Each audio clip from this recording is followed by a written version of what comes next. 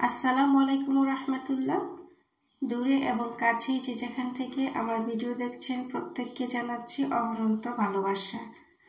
প্রতিদিনের মতো আমি রান্নারানী আফরোজা নতুন আরও একটি রান্নার রেসিপি নিয়ে হাজির হলাম। পুরো ভিডিওটা স্কিপ না করে দেখতে থাকুন। আজকে আমি ভিন্ন রকমভাবে ফুলকপি রান্না করব। এভাবে রান্না করলে ছোট বড় সকলেই আঙ্গুল চেটে খাবেন, এত বেশি টেস্টি হয়। তো রান্না করার জন্য মূল রেসিপিতে চলে যাই। আমি প্রথমেই ফুলকপি নিয়েছি একটা, খুব সুন্দর করে আমি ক্লিন করে কেটে নিয়েছি। এখন দিয়ে দিলাম আধা চামচ পরিমাণ রসুন বাটা, আধা চামচ পরিমাণ আদা বাটা, আধা চামচ পরিমাণ দিয়েছি গোলমরিচের গুঁড়া, আর দিয়ে দিলাম স্বাদ মতো লবণ। এখন দিয়ে দিচ্ছি একটা ডিম, তারপর দিয়ে দেব 2-3 চামচ পরিমাণ দিয়েছি কর্নফ্লাওয়ার। 3 চামচ কর্নফ্লাওয়ার দিয়ে এখন আমি হাতে মেখে সবগুলি একসাথে মিক্স করে নিচ্ছি। মিক্স করা হয়ে গেলে চুলার মধ্যে চলে আসলাম, বসায় দিলাম একটি কড়াই, দিয়ে দিচ্ছি রান্নার রেগুলার তেল, দিয়ে তারপর তেলটা গরম হওয়ার পর আমি ফুলকপিগুলো দিয়ে এক এক করে একটু লাল লাল করে ভেজে নেব। আপনারা যারা আমার ভিডিওটা ফেসবুক পেজ থেকে দেখছেন অনুরোধ করছি ফলো দিয়ে সাথে থাকবেন, লাইক কমেন্ট শেয়ার করবেন।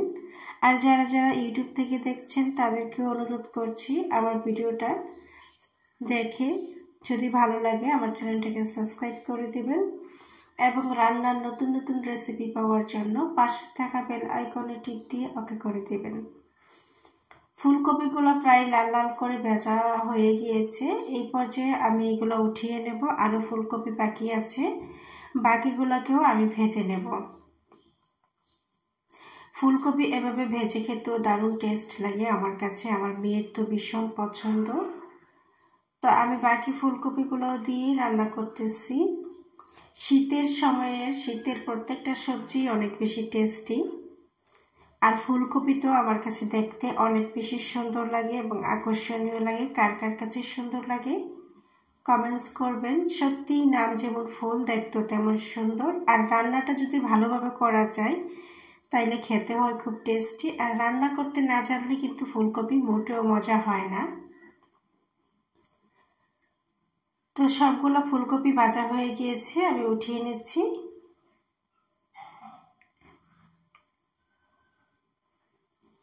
এখন আমি সেই কড়াইয়ের মধ্যে আরও অল্প পরিমাণে তেল দিয়ে দিলাম কতগুলো রসুন কুচি। রসুন কুচিটা একটু গোল্ডেন করে ভেজে নেব।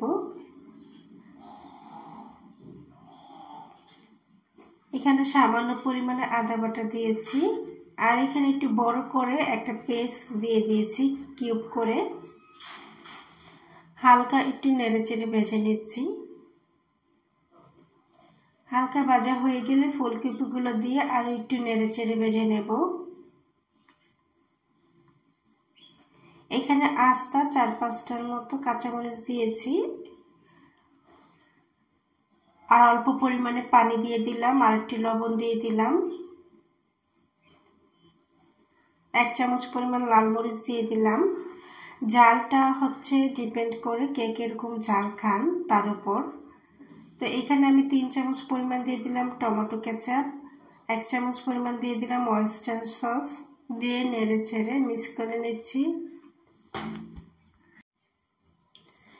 তবে যে যত বেশি ঝাল খান ঝালের পরিমাণটা বেশি দিতে পারেন। আমি আরও একটু ঝাল হলে আমার জন্য বেটার হতো, তবে আমার বাচ্চারা খাবে তাই আমি বেশি ঝালটা দেই নাই। ঝাল দিলে আমার কাছে অনেক ভালো লাগে।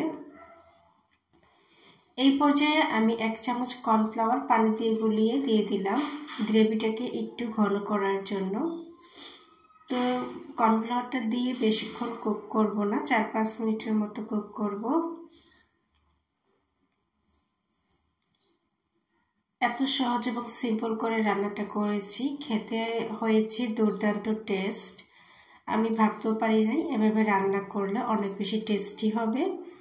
আর শীতের সিজনে ধনিয়া পাতা না দিলে আমার কাছে কোনো তরকারি পরিপূর্ণতা লাগে না। ধনিয়া পাতা দিয়ে দিলাম। ধনিয়া পাতা দিয়ে নেড়ে চেড়ে আর জাল করব না, চুলাটা অফ করে দেব। এতক্ষণ ধরে ধৈর্য ধরে যারা আমার ভিডিওটা দেখেছেন প্রত্যেককে জানাচ্ছি অসংখ্য ধন্যবাদ এবং ভালোবাসা। এখন আমি ফুলকপিটা উঠিয়ে নিলাম, খাবারের জন্য পরিবেশন করে নিলাম। দেখুন বন্ধুরা, কত সুন্দর একটা লোভনীয় কালার এসেছে, আর খেতেও হয়েছে দুর্দান্ত টেস্টি। আজকের মতো আল্লাহ হাফেজ, আবারও দেখা হবে কোনো আরও একটা ভিডিওতে।